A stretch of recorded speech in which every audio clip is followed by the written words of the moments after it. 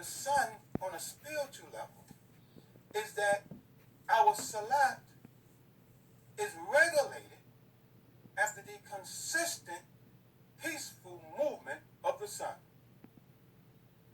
The energy through the process of photosynthesis, the plants feed from the sun, etc., right? I can go on and on and on. The great benefit of Shams, of the sun, right? Allah named it Shams, the sun.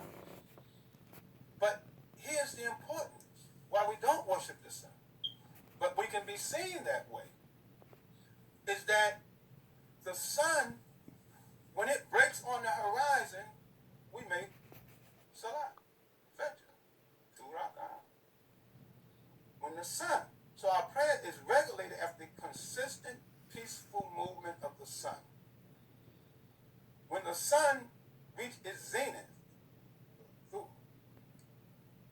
we make 4 rak'ah, we make Dhuhr. The sun, not the moon, not something else. Then when it tilts a little bit to the west, we make Asr, the sun.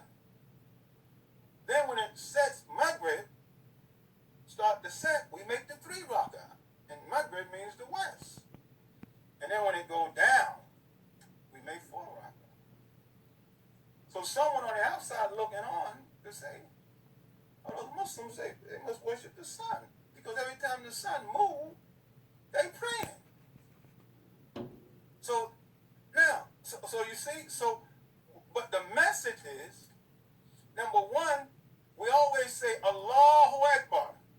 Since the sun affects north, east, southwest, the adhan is called first to say Allah is greater, not Shamsi Akbar. So the adhan is Allahu Akbar, Allahu Akbar, Allahu Akbar, Allahu Akbar, 4 times, north, east, southwest, Allah is the greater.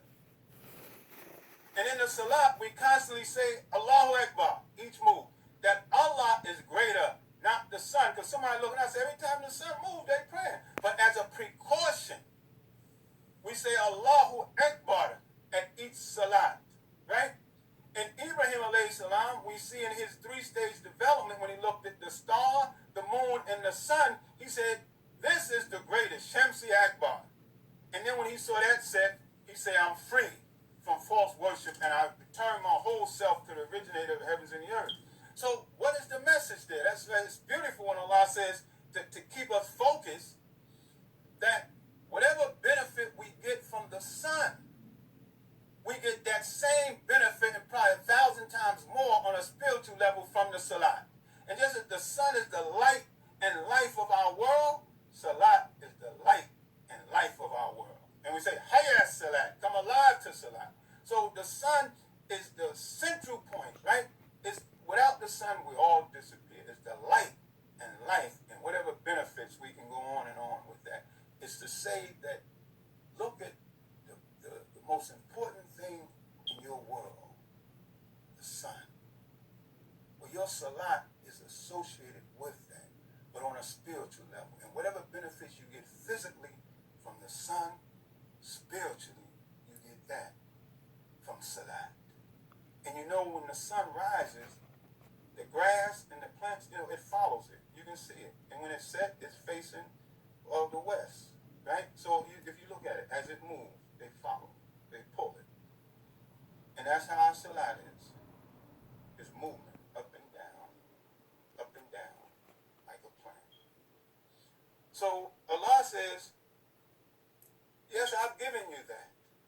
And it has great benefit. But don't worship the sun or the moon. So we see the both in our reality. But again, be clear, as we know, people can look in and say, well, why do y'all make it when the sun? Because there's a deep, heavy message there.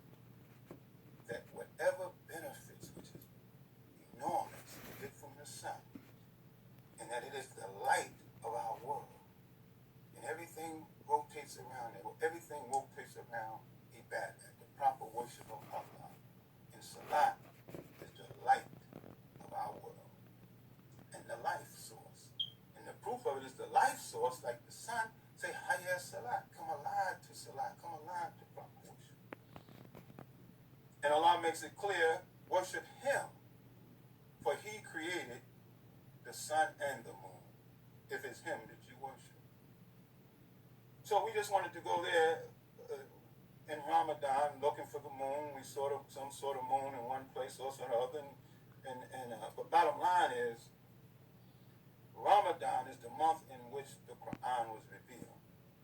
And it's about worshiping Allah and trying to please Allah and showing respect for what Allah has given us, the Quran.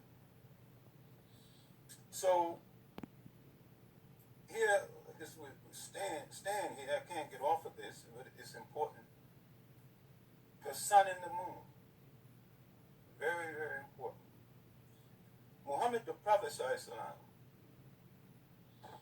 when as he was doing his dawah, doing his work in the time of Jahiliyyah,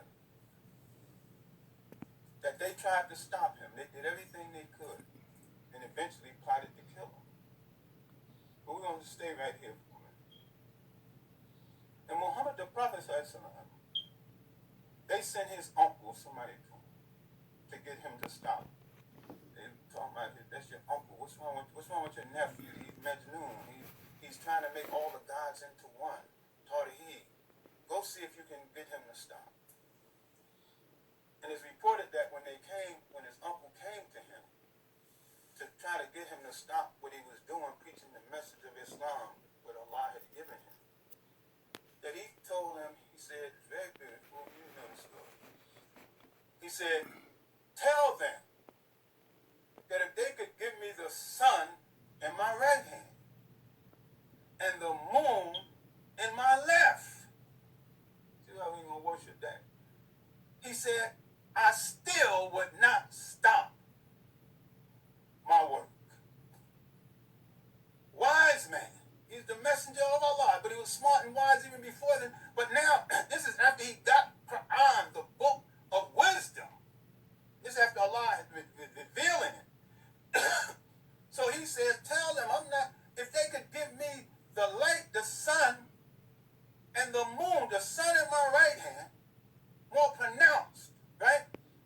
And the moon in my left, which reflects the light of the sun. As Allah says in the Surah Shams, what Shamsi wa duhaha, wa qamari idha talaha, by the sun in its bright light and the moon as it follows her. Not just rotation, but that it's connected to it. Beautiful. So Muhammad the Prophet, he says this, wise man. He know who he's speaking to. And understand, at that time in Jahiliyyah, just like now in America, modern Egypt, ancient Egypt had the dominance and its wisdom and its insights, its influence, its wealth, mystery systems, right? The advancement in architecture, science, geometry, psychology, and others used to travel there to learn. But it was the dominant force, just like America, the greatest. Its influence. So Muhammad the Prophet, in saying that, was far-reaching. So what do we get from that? He said, if they could do that, I still wouldn't stop. Now let's look again at this, because it's a lot. The sun, although it lights up everything for us, like now is daytime, the sun reveals what's on the physical plane, what we see on earth, but it doesn't reveal what's in the sky. Go outside now if it's daytime. You go outside, you don't see the Milky Way, you don't see the constellations, you don't see a fullness, a good picture of the moon, but you don't see the star formation. It just reveals to us clearly what's on the earth. So it represents material earthly insights, right? Material vision. Right now, the sun is out. You can see clearly what's on the earth, but you can't see what's in the heavens. So Muhammad the Prophet understands this. If you could give me the vision, the material insight, material vision, and then the moon. Now the moon, when the nighttime comes, when the moon is out, it dominates the night, right? And at night, with the moon ruling, we can see what? Nothing on this earth, unless you have some street lights, but you go down south and some of that, man, and you don't have no street lights, man. You can't even see yourself. You can't even barely see a shadow. You fall in a ditch, right? So, but it shows you what's in the heaven. So you can see at night with the moon ruling, you can see the constellations of heaven, Baruch, right? You can see the Milky Way, the star formation, right? You can see the phases of the moon at night. But it can't show you nothing here on the earth. So he said, if you could give me the material and spiritual insights, I still would not stop my mission, because Allah gave it to him anyway. And here tonight, right? That's the spiritual. And when the Quran come down, it doesn't say in the day, it comes Laylatul Qadr. It came down in the night of power. It came at night and it brought the light. Right? So it's called the night of power, not the day of power. So it's the night, the spiritual, where you can see the constellations, right? So the moon representing the spiritual insight and the sun, the material insight. So Muhammad the Prophet in great wisdom said, even if you could give me that, I wouldn't stop this mission, because Allah going to give it to him anyway. So we see the contrast, but when you really look at it, Ramadan is associated with the moon because it comes out at night, and it says Laylatul Qadr, the night of power. And at the night came the light. You can see the light better at night. In fact, even the cars that we have, you turn on your headlights in the bright sunny day, it has no effect other than as a signal. Maybe it's a funeral or something, but it serves no other purpose for us visually. But at night, your headlights helps your vision. So one is material and one is spiritual, right? So this is what more. There's a lot there. So Alhamdulilah, Rabbil Alameen. Now, even at that time, when Muhammad the Prophet ﷺ answers that, that's far-reaching, because the dominant power, ancient Egypt, they had their mystery system and their pantheons of God, but one of the main ones was the sun god called Ra, right? The sun god. And then they had the moon god that is associated with Isis, right? The moon god. And Isis is associated with that because they say she wore 7 veils. And the moon goes through 7 phases. So Muhammad the Prophet, and they had mystery systems for initiation into the higher knowledge. You can go read about ancient Egypt and their mystery system. The Greeks and all of them that the Europeans praised, they came through the mystery systems of Egypt to get the higher knowledge. And so one of the mystery systems is after Osiris, who is symbolized by the sun also. And it's called the Osirian mystery system. That's the higher level of the mystery system where they're initiated into the higher knowledge, the higher wisdom.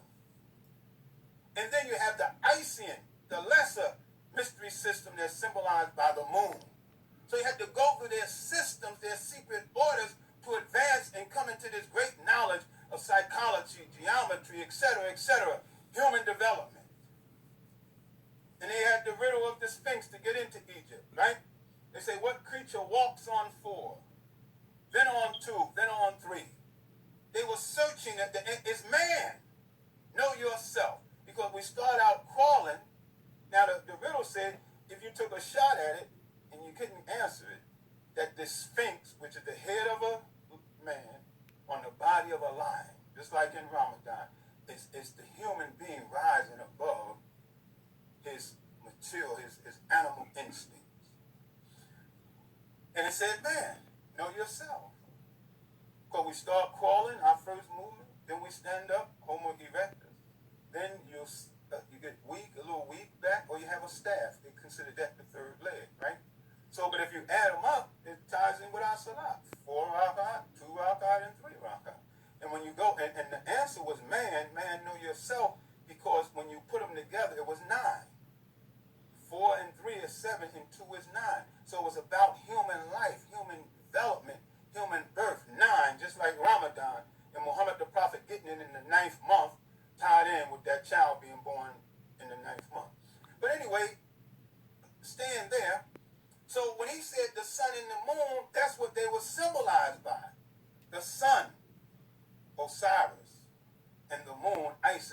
mystery system. So if you could give me that wisdom, I still wouldn't stop, because Allah gave him that and much, much, much more. Alhamdulilah, El-Amin. So it's really beautiful. Now, to tie into Quran again, brothers and sisters, in the Quran, the connections are there. When you look at the Quran and read and look at the Arabic, now I'm gonna say this: you read the English, but also whether you know the Arabic or not, you look at the Arabic. Just it'll come into your mind. And in the Arabic, Allah said He sent this in Surah Yusuf in Arabic, لَأَلَّكُمْ تَعْقِلُونَ, that you will use your apple, your brain. Keep the juices flowing of the brain. And where am I going? We stand right here with this. In the Arabic, the letters are called sun letters and moon letters. Sun letters and moon letters. Those who know, they bear witness right now. They're called Shams, Qamari, right? Sun letters and moon letters. And there's 28 letters, 14 sun letters and 14 moon letters. So what is that saying? When you look in the Quran, you're immersing yourself in the light. Sun projects light, a ball of energy, right? That projects light. The moon reflects the light. So what do we get? Allah is the light. And Muhammad the Prophet was a reflector of the light. As the Quran is the light, Muhammad the Prophet reflector of the light. As Aisha radiallahu anha said, he's the walking, living Quran, right? So you have the light and that which is reflected of the light. So when you look, the Arabic, it's sun letters and moon letters. So when you're looking at it, you're immersing yourself in the light. And here's the indication. You know, you can look it up. Ancient Egypt, one of the sun gods was called Ra. Ra. That's Aura in Arabic. And that Ra is a sun letter. Ra is a sun letter.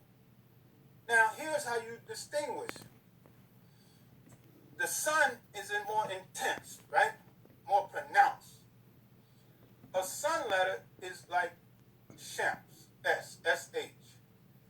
S is one. Aura is one. Right? Those are sun letters. Noon, N is one. Now here, when you say, even though it be written Al-Shams, when you pronounce it, it's Shams. Shams. Right? You hear the S-H twice. It's Shams. Right? S is a sun letter. That's why they say As-salam alaikum. You see the S is twice. As-salam alaikum. The Ra is a sun letter. So that's why you say Bismillahir-Rahman. Rahman. When you see it, you'll see A-R, then you'll see Rahman, Rahim. So the first letter is intensified, is repeated twice. Somebody named Anisa. Anisa. The N is twice. Anisa. Right? So there's 14 sun letters and 14 moon letters. Now, here's an example of a moon letter. Now, the moon itself, the Qaf is a moon letter, and that's what we call El-Qamari. El-Qamari, moon letter. The other one is Esh-Shams. You see it repeated? Esh-Shams.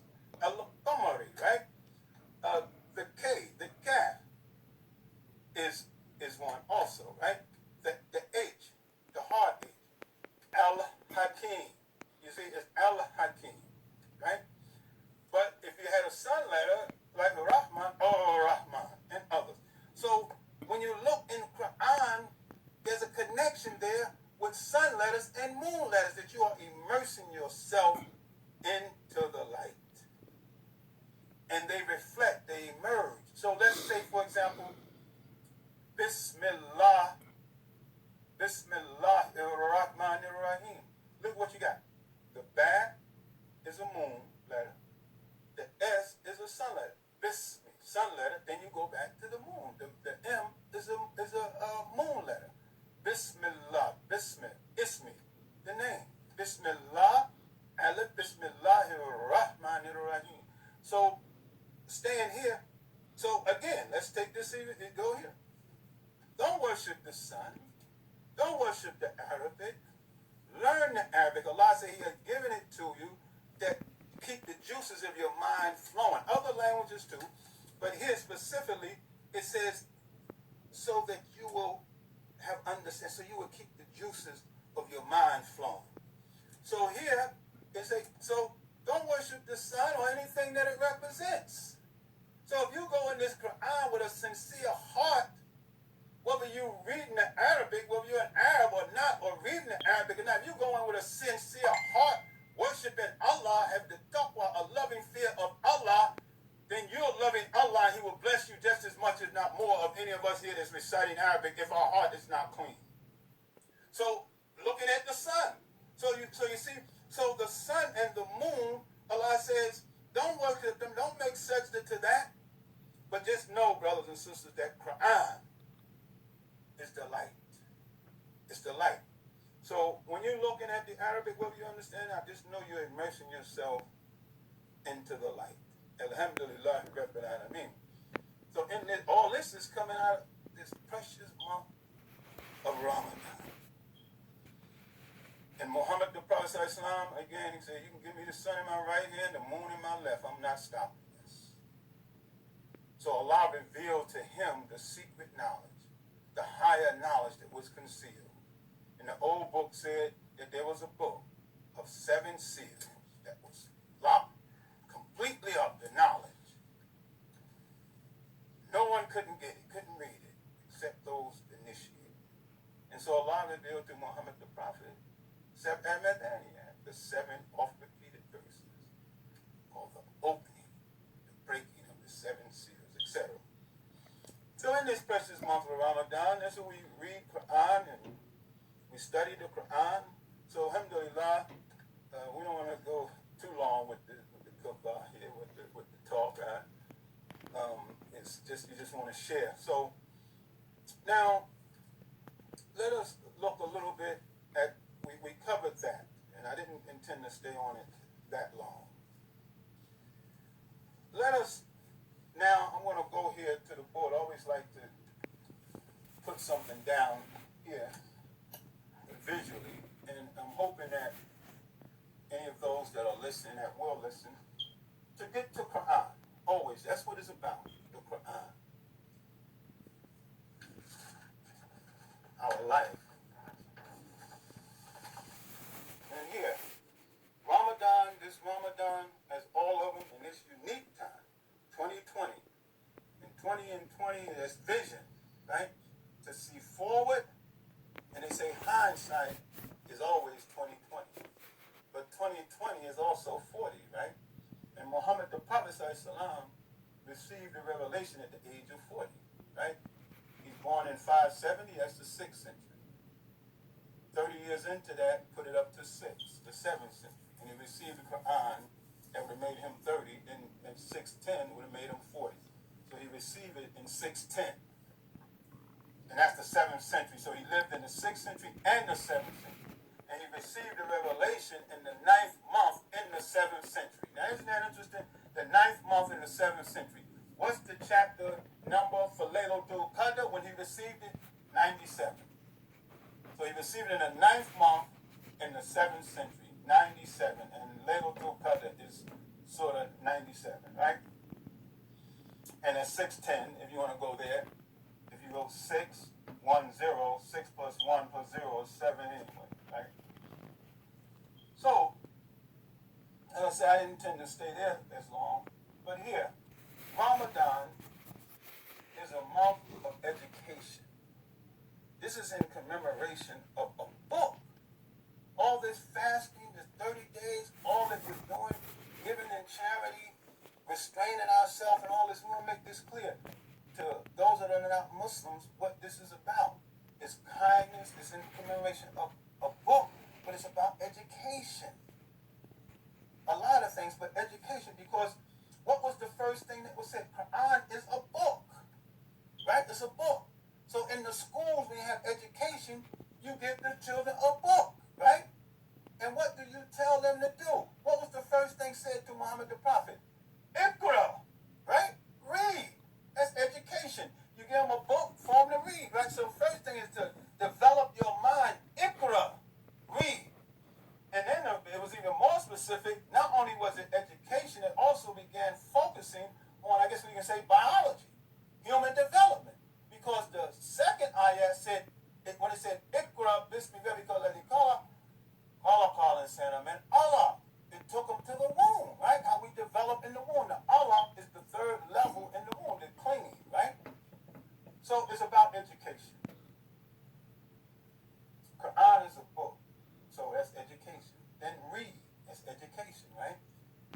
reading and writing, right?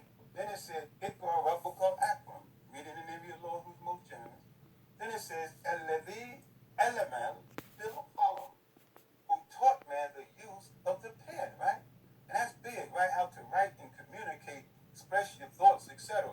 And Allah says in another place, if all of the trees were pens, writing instruments, and all of the oceans plus 7 was ink, you would not exhaust the words of Allah. So here, in the beginning of the revelation, the first 5 verses is education. So he said, the pen, reading, writing. Then it says, El-Amin bil Qalam, right? And then the last one says, El-Amin bil Qalam, he said, and then who taught man what he didn't know before, right? That's how it ends, right? Taught him new knowledge. So there's teaching. Here's teaching. El-Amin bil Qalam, teaching, right? And who taught man what he didn't know before. So that's education, teaching, reading, writing, a book. So Muhammad the Prophet in the cave in the 9th month, he's so Iqra. So just to let us know that this is, Ramadan is a month of education, it's prayer, it's giving, it's all of that, but it's a commemoration of a book where all of that came from. When Quran was revealed, all of that, the salat, the etiquette, all of that comes from Quran being revealed in the 9th month. So we wanted to have that clear, that Ramadan, a month of education. And Muhammad the Prophet, he had a good heart before he was the Prophet. Beautiful, good character. But it said that he was among the Ummiyin, or Ummi, common everyday people. They say he couldn't read, but we know on a high level what they mean. He couldn't read the higher knowledge, the higher science. He wasn't a graduate of the schools of Levi, the schools of higher learning. That's what they call the Ummiyin Prophet, the community, everyday person, right?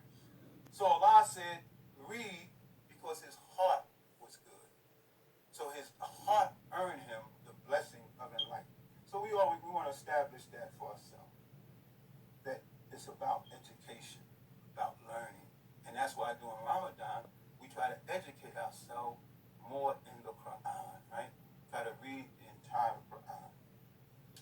Now, this revelation, this Ramadan, where did all of this start at? Where did all of this start? It started while Muhammad the Prophet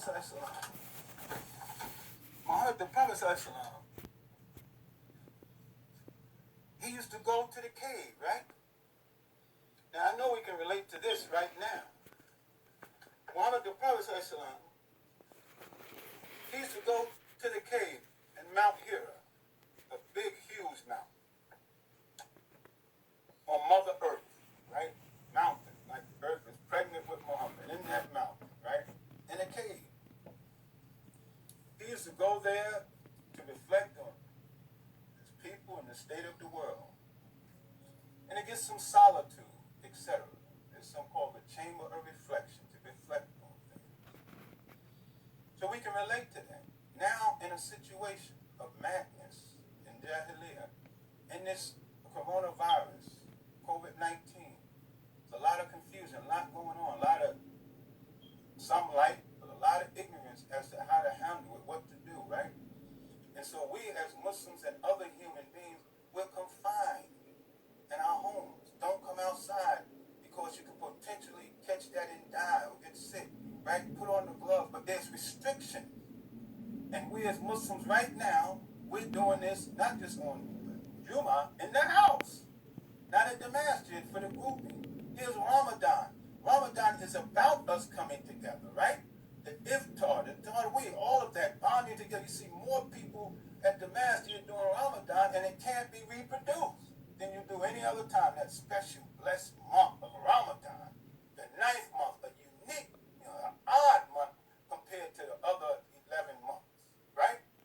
And in that, there's an odd night called Laylatul Qadr, right? So this particular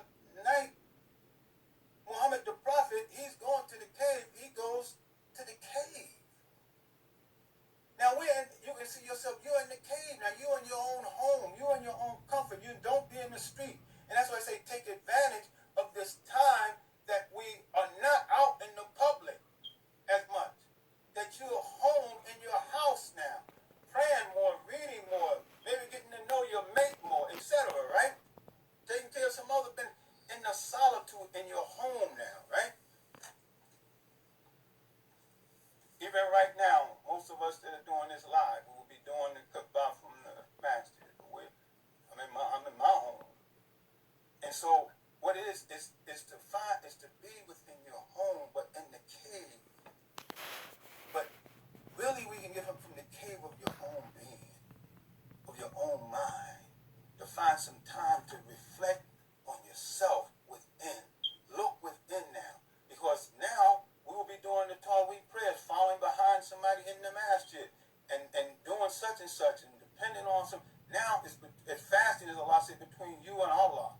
But here, in this situation, it highlights that even